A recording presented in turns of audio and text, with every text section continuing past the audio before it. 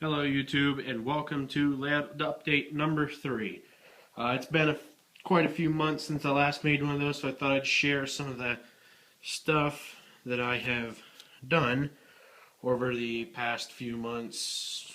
So it's been a good progress so far. I have added 4 new layers of foam to my mountain. I have added a second double stacked little hill right here just to get a little contrast to the whole thing. I temporarily have my tunnel portals stuck up with my X-Acto knife just for looks for now, just when I'm running it, just for now. I haven't been doing much in the last couple days, so I've just been laid back. Oh hey, I have a little visitor. Those little ladybugs. I have not glued down any of the removable piece yet. I have decided that since it's not the greatest of fit, when I glue the portals into place and they're all stuck and good, this removable piece, I'm going to fashion it with some of those plaster cloths from Woodland Scenics, and I'm going to make the ends so it makes it look a little better, a little more clean and tight up against the seams and stuff, so there's not so many cracks. So it'll look a little better. I'm not sure if in the last video I had all these cars or not, but I have now 3 of the Pennsylvania Railroad hopper cars from Walters, and I have got coal loads for them. I have glued down the cork base for my mine, and the mine is mostly done and weathered like I want it. I just essentially gotta make the concrete. I gotta make the concrete piers and stuff out of and walkways out of drywall, plaster, mud. I gotta make those. I have to drill the hole yet for the wiring for that, and then hook all the wiring up. But I need to buy another roll of wiring since I've used most of it already. I have painted the inside of that mostly black, and added these strip lights that I got from China. I was trying to look for ones made in the U.S., but I really couldn't for a good price. I mean, they were quite salty for the ones I wanted. So I went and got these from China. They're pretty cheap, but they work very good. They're usually twice this length, but I have this one, as you can see, I cut it in half.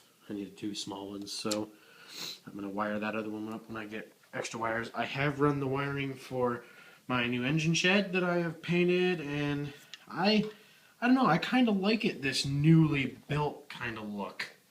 I kind of like the new built look instead of the old and rusty. I'm kind of liking this, just how it is. So I think I'm gonna use the mud, the drywall mud, and make its base concrete floor and the slopes on the outside, and put that all down. I have drilled the hole. The lights are on the inside. I'm gonna have a switch so you can turn the lights on and off. As you can see, I have it wired right here. As soon as I get a place to mount drill a hole in here, mount the switch in there. I'm going to hook that all up to a power pack. But I have added the 4 layers like I mentioned. Not sure if I showed you these. I mean, they don't really go with my steam era, but I kind of liked them. I have that BNSF GP40 over in the shed over there, and I thought I needed something to run behind them besides just these old crappy box cars all the time. So I got a 3 set of these TTX double stack carriers, and I have 2 Maersk containers right now. I need 2, 4. I need about 5 more of them. I'll get a couple big ones and a couple more small ones, but for the most part, they look, I mean, they're phenomenally done. These are Athearn. They're really beautiful. These containers are some odd brand from China that I found. They had 1 package of it. I like Maersk, and I can't find it. I can't find them in the shorter 48-foot versions very often. So I picked these up. They're like $6 or $7, and I actually really enjoy them. They're really actually detailed for what they are. I mean, none of the doors open, but they are super detailed. I wish my camera was a little better on my phone, but it's not. All the writing is legible. It's very clean. It's got, since it's refrigerated, it's got its little diesel powered, I think, or electric unit. Keep them cold, and there's vents and little access panel, and all the numbers and stuff are legible on all this. And these are really actually very nice. If I had the choice, I probably would buy. I'd have this whole entire train in these. I mean, for being from China, they're superb. I really like them.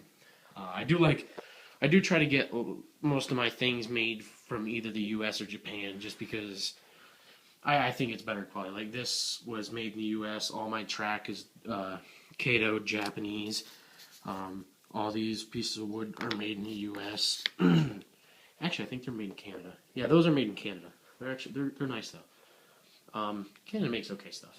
I mean, it's not bad. It's not the best, but it's actually pretty good. It's better than China. But the coal loads, yes, they are made in America, and they are heavy. They give some weight to the cars, and they are very, very nice. They are excellently done. They feel like real coal, and it's just really nice. Actually, I have a little paper for them right here. To fit these 49-foot cars, I can't really focus it, so I'll read it to you. Concord Greenville 100-ton hoppers by, what the heck is it? JWD Premium Products, made in the U.S., out of Liberty, Maine. These are excellent if you have hopper cars that need coal loads, gravel loads, anything. I'm not trying to endorse them or anything, but they are really good, and I have the website right here. It's www.jwdpremiumproducts.com. I'll try to put that link in my description, in case you want those, because I know my local hobby shop, these were the only coal loads that fit these 49-foot Walther's mainline hopper cars. These are the only ones there that would fit it. So. And they are excellent for any hopper cars that they will fit. I mean, they make probably a couple dozen different versions for different cars. Longer ones, shorter ones, big ones, small ones. Doesn't matter. That's almost it for the layout as far as that goes. I have recently started buying some of the turf. I got some, I think that's blended green turf, and this one is earth blend. I've got some gravel for the road. I've got mine run coal from Woodland Scenics, and I did a little test piece here with some scraps I had laying around and some old stuff that my dad gave me from back when he was a kid. So I had 2 surviving telephone poles out of a whole set with the bases, so I glued those down and put some grass down. I just really quickly nailed the track down, just pressed it into the foam, and then I didn't really put a road bed under. I just put some gravel around to make it see what it looked like, because mine already has the road bed attached to the track. So I had this old switch house here. I stuck that on there real quick. It's not even really doing anything. It just sits there for effect. I tried to make a little gravel road real quick. It took me a few minutes, and I put a truck on it. I think the grass really looks really good when it's all blended together real nice. That's that. In the center, up against the base of the mountain, I am planning to have a logging operation, and I will show you what I've been working on in the past few weeks. This is a log truck. As you can see, there is the outriggers, the ladder, the boom with the cylinders, and the truck, of course. I bought the truck. It was a Atlas Ford. Really nice little truck. It was plastic. It cost me like $20 on eBay because I cannot find these anywhere. I took the whole thing apart, painted the cab white, and I had to actually. This really wasn't the. Didn't seem like the best idea at the time, but I guess it had to happen for the log truck to come together. But I had to actually cut these two back axles with all the spring detail and stuff right off from the truck, as you can see. When I put the log bunks on there, it comes out like that, and there's a third axle I got to put on there yet. Then I got to glue I got a epoxy. That's what I have to use to keep that pewter. It's all pewter, so. But I had to drill all the holes out for all the cylinders and all the joints to move. And I'm going to be gluing that using my JB weld. I'm going to stick that to that. And it should be mostly fully operational and functional. So that'll be on the logging operation. I have completed most of the wiring for all of my switches. I just have to mount that and the power pack with the DC converter on it. So far that is about it. Besides all the new stuff, I'm gonna try. I have another sheet of foam sitting over there against the wall. I'm gonna try to get the last of the foam, the last 2 layers, up on the main part. Then I'm gonna start working on the last all 5 layers of the removable section for access to the inside of the tunnel. Try to get all that glued together so it's all nice and works. Shape it, and then contour it how the way I want it. Get all these buildings, foundations done, set those.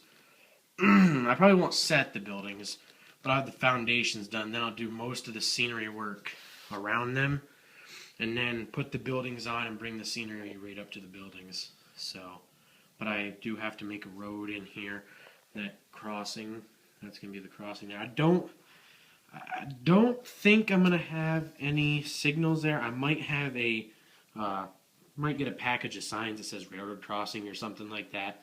Just to give it a little warning, just to make it look like people actually care that you're going to go across a railroad track and you can get hit by a train. But that's about it. And hope you enjoyed the video. Like, comment. I'm open to suggestions. Anything. I'm okay to hear anything. I'll take all the suggestions I can get. I mean, I watch the YouTube videos on other people's, and I've thrown together everything that I think is works the best. I tried a couple different methods to things. Some work, some don't work for me. So any advice or suggestion is open to me. So like, comment, subscribe, and have a nice day.